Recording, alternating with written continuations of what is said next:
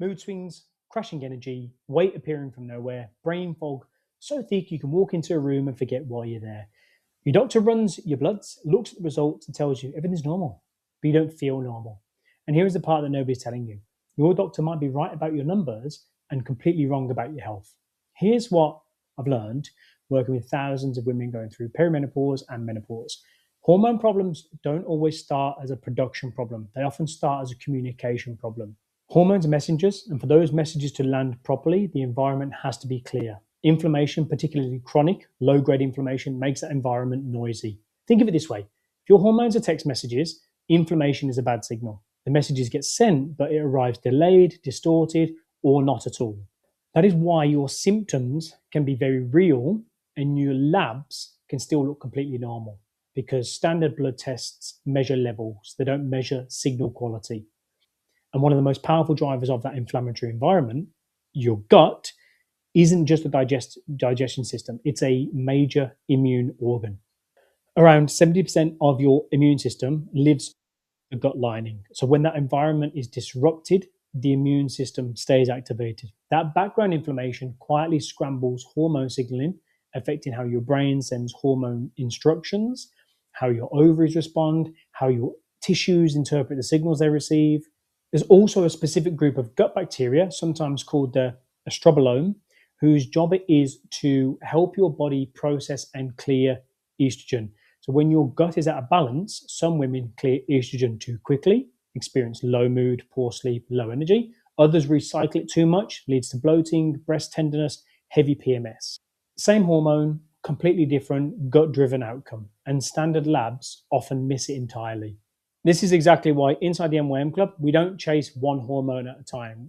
That approach almost never works because the issue isn't a single hormone, it's the inflammatory environment those hormones are trying to operate in. We work through what we call the hormone hierarchy, a precise sequence that addresses cortisol first, then insulin, then estrogen. Because if cortisol is chronically elevated from stress, poor sleep, or undereating, nothing downstream will work properly regardless of what your labs say. And this brings me to something I want every woman watching this to take seriously. Your standard blood panel is not enough. When you go to your GP, they run routine bloods, they're looking at a snapshot. What we want is the full picture. And there are specific markers that are rarely tested but are absolutely critical for women navigating this transition. Let's go through them. Fasting insulin and HOMA-IR. That your fasting glucose can look completely normal while your insulin is already chronically elevated, a sign your cells are becoming resistant to insulin signal.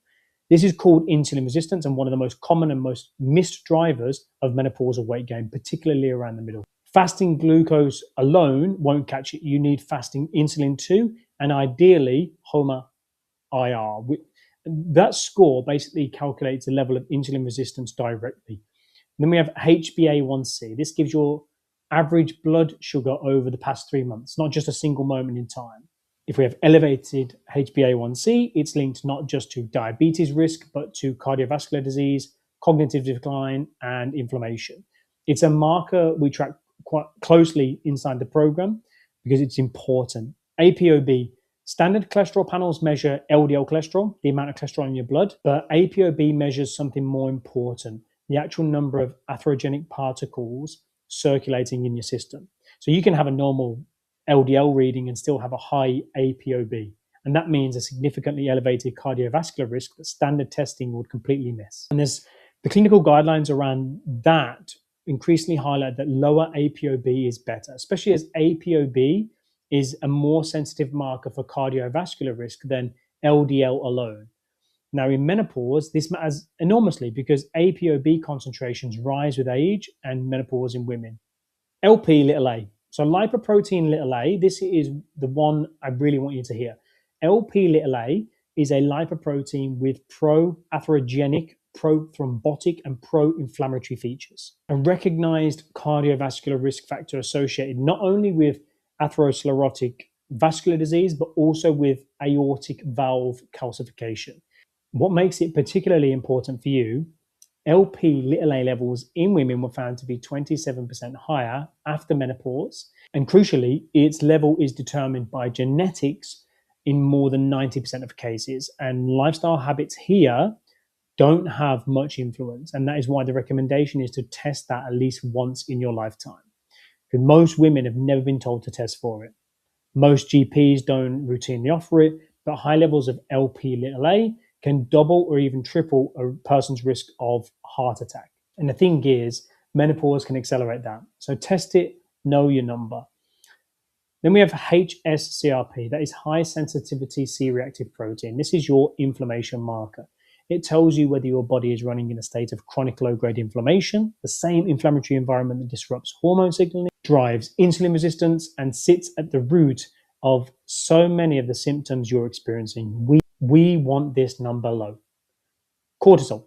Ideally a morning cortisol, because cortisol follows a diurnal rhythm.